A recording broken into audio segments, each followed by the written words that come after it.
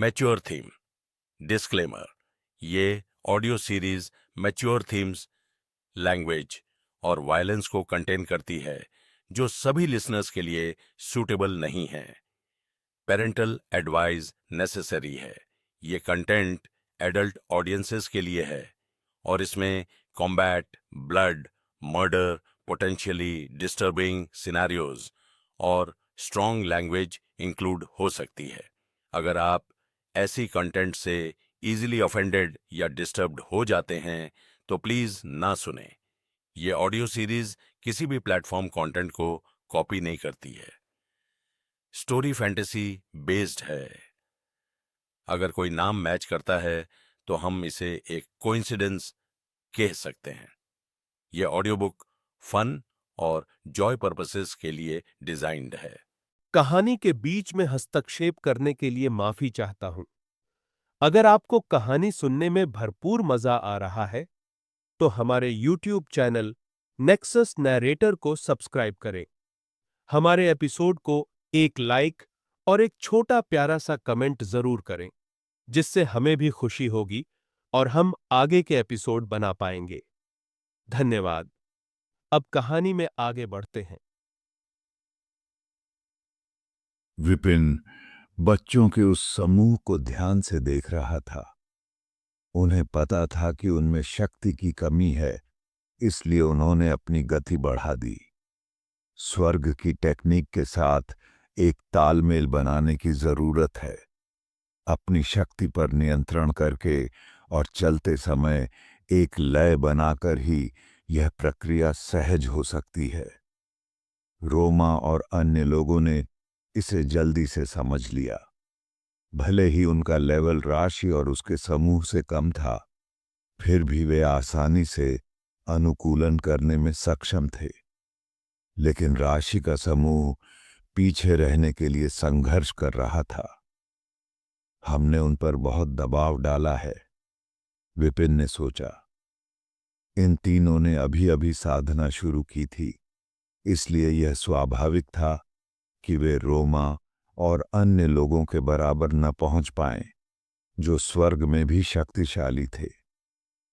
आप तीनों अपनी सांसों को समायोजित करें और अपनी ऊर्जा को मेरे निर्देशानुसार प्रसारित करें, विपिन ने कहा। राशि, मिताली और रुद्र ने सिर हिलाया। शिक्षक की आवाज उनके लिए स्वर्ग संगीत की तरह थी। उनके निर्देशों का पालन करते हुए तीनों ने जल्दी ही अपनी लय पा ली। उनकी लगभग समाप्त हो चुकी ऊर्जा पुनर्जीवित होने लगी, जो उनके शरीर में धीरे धीरे बहने लगी। एक क्षण रुको। इससे पहले जब सीनियर सिस्टर ने अपनी ऊर्जा मुझ में संचारित की थी, तो क्या उनकी सच्ची ऊर्जा उसी तरह प्रसारित नहीं हो रही थी? राशि ने सोचा। जब रेणु ने अपना हाथ उसके कंधे पर रखा था, तो उसके शरीर में प्रवाहित ऊर्जा ने उसकी सच्ची ऊर्जा को ठीक इसी तरह से निर्देशित किया था।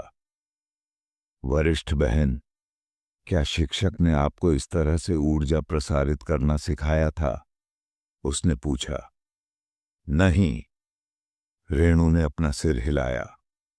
क्या यह कोई आसान बात नहीं है जिसे तुम खुद ही समझ सकती हो? राशि का चेहरा शर्म से लाल हो गया।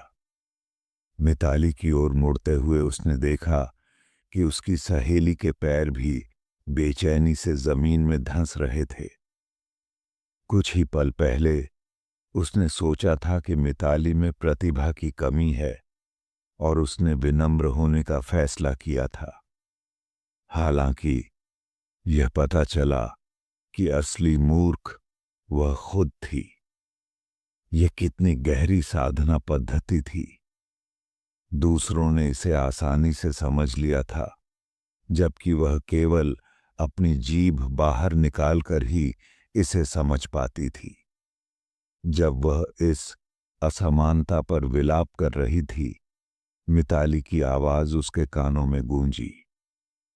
वे संभवतः शिक्षक के साथ इतने लंबे समय तक रहे होंगे कि उनमें बेहतर समझ कौशल विकसित हो गया होगा। उनकी जन्मजात प्रतिभा वास्तव में हमसे बेहतर नहीं हो सकती। आखिरकार हम व्हाइट रॉक सिटी में शीर्ष पर हैं। राशि ने सिर हिलाया। यह अहंकार नहीं था। वे दोनों शहर के इतिहास में शीर्ष 10 विलक्षण व्यक्तियों में से एक थे। भले ही गुरु का भाग्य असाधारण रहा हो, फिर भी यह संभव नहीं है कि उनके द्वारा लिया गया प्रत्येक शिष्य इतना शक्तिशाली हो। उसने सोचा। इन विचारों के साथ उसे बहुत बेहतर महसूस हुआ। इस विधि में निपुणता प्राप्त करने के बाद तीनों विशाल डेस्टिनी हॉल में पहुंचे। विपिन ने अभी भी भुवनेश्वर का भेष बनाए रखा था। जैसे ही वे प्रवेश द्वार पर पहुंचे, एक नौकर उनका स्वागत करने के लिए आगे आया। वाइस हॉल मास्टर भुवनेश्वर, आप आ गए। यह हितेश था, जिसने पहले उनका स्वागत किया था। ये लोग अपने टैलेंट का परीक्षण करना चाहते हैं, व्यवस्था करें, विपिन ने कहा। हितेश ने सिर हिलाया और रोमा और बाकी लोगों को एक कमरे की ओर ले गया। स्वर्ग के मास्टर बनने का टैलेंट टेस्ट नॉर्मल टेस्ट से अलग है। यह भाग्य के बारे में है। इस शक्ति का उपयोग करने के लिए व्यक्ति को पहले स्वर्ग की दिव्य ऊर्जा में महारत हासिल करनी चाहिए, इसलिए परीक्षण अपेक्षाकृत सरल है, हितेश ने समझाया। वे डेस्टिनी हॉल में पहुंचे। हितेश ने दरवाजा खोला और उन्हें अंदर ले गया। कमरे में दर्जनों अगरबत्ती लगी हुई थी। यहां हमारे पास डेस्टिनी अगरबत्ती की 99 छड़ियां हैं। परीक्षा देने वाला व्यक्ति अंदर जाता है और स्वर्ग की दिव्य ऊर्जा का उपयोग करके एक को जलाता है। एक भी छड़ी जलाना प्रतिभा को दर्शाता है, और जितना अधिक आप जलाएंगे, आपकी प्रतिभा उतनी ही मजबूत होगी, हितेश ने समझाया। यहां अब तक जलाई गई लकड़ियों की सबसे अधिक संख्या क्या है? मिताली ने पूछा। हितेश मुस्कुराया। माया सिटी के डेस्टिनी हॉल में रिकॉर्ड हॉल मास्टर तूफान का है। 40 साल पहले उन्होंने अपने परीक्षण के दौरान 17 छड़ें जलाईं और एक जीवित किंवदंती बन गए। 17 छड़ें? सभी की नजरें डेस्टिनी इंसेंस की ओर गईं और 17 जली हुई लकड़ियां स्पष्ट रूप से दिखाई देने लगीं। उस समय हॉल में अन्य लोग भी प्रार्थना कर रहे थे। विपिन ने बीच की ओर देखा, जहां एक मोटा आदमी एक सिलेंडर पकड़े हुए खड़ा था और झुककर प्रणाम कर रहा था। जूनियर सुकेश अपने भाग्य की झलक देखना चाहता है। स्वर्ग दया करे और मेरा मार्गदर्शन करे। बोलते समय उसने सिलेंडर को हल्का सा हिलाया। लकड़ी का एक टुकड़ा बाहर गिरा, जो धूप की ओर बह गया। विपिन ने दिलचस्पी से देखा। उन्होंने किताबों में डेस्टिनी डिविनेशन नामक इस पद्धति के बारे में पढ़ा था। यह प्रतिभा को मापने का एक काफी सटीक तरीका था। उस समय अथर्वराज ने भी ऐसा करने की कोशिश की थी, लेकिन वह भाग्य की धूप की केवल एक छड़ी ही जला पाया था। ईमानदारी से कहें तो भाग्य ऐसी चीज है जो या तो आपके पास है या नहीं। इसे जबरदस्ती थोपा नहीं जा सकता। स्वर्ग की भाग्य ऊर्जा की किरण, जो मोटे आदमी द्वारा नियंत्रित थी, धूप की पहली छड़ी तक पहुंची। यह थोड़ी देर के लिए चिंगारी पैदा करती है, लेकिन प्रज्वलित नहीं हो पाती। अफसोस की बात है, हितेश ने आह भरी। हॉल में मौजूद अन्य लोगों ने भी खेद व्यक्त किया, लेकिन वह व्यक्ति केवल हंसता रहा। दुखी होने की कोई जरूरत नहीं है। अगर टेस्ट में पता चलता है कि मुझ में कोई प्रतिभा नहीं है तो मैं शांति से हार मान सकता हूं। यह एक तीली जलाने और झूठी उम्मीद पाने से बेहतर है जिससे मेरा समय बर्बाद हो। सभी ने सहमति में सिर हिलाया। विपिन ने उस आदमी की ओर देखा।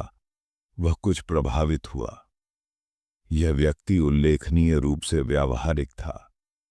यदि अथर्वराज के पास ऐसी मानसिकता होती तो वह 30 मिलियन स्रोत सिक्के व्यर्थ में बर्बाद नहीं करता।